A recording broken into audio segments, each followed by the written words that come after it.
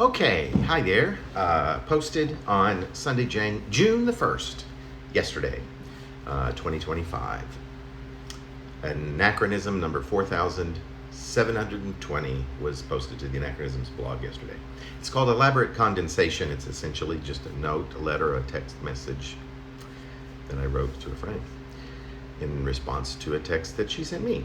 Diane, thank you again for the long text message update. I know I gave you the brief skinny with what's going on with me, but I'm always realizing how little time I give to our correspondence.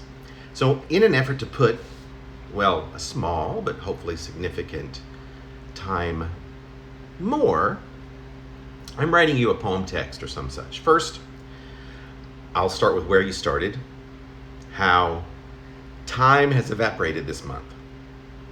By which you mean the month has been vaporized by time? Or this month compared with other months has seen your time evaporate? I like the idea that time evaporates, of time evaporating. I want to connect that to memory, or my lack of much of one in some way. I could say my memory evaporates, unless I take the time, which might also be evaporating, to write things down or photograph them.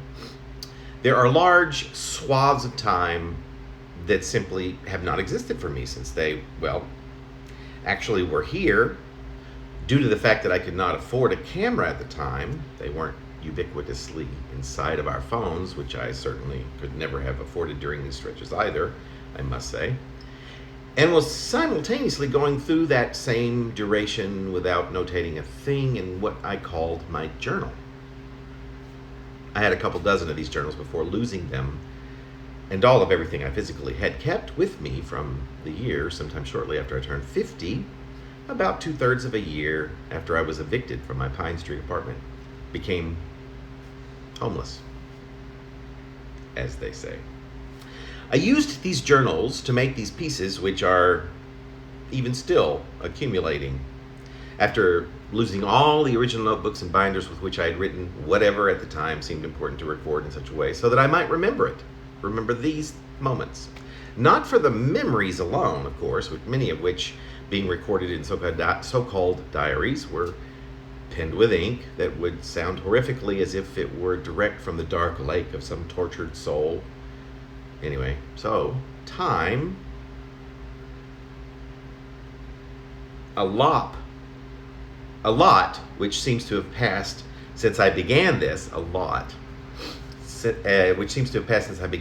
began writing this to you, and I've yet to even ask but that one question.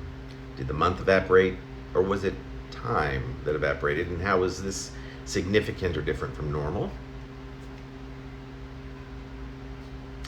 Directly after this first thought, you mention how you feel as if you've been going and going without having much to show for it. Boy, do I ever know that feeling, which is maybe another reason I make these little hodgepodges, have turned them into a project. Oh, how I used to hate that word. The publication of which is something I can do myself fairly easily, and have added to these the photographs and also now the videos of each. There are over 4,700 of these now.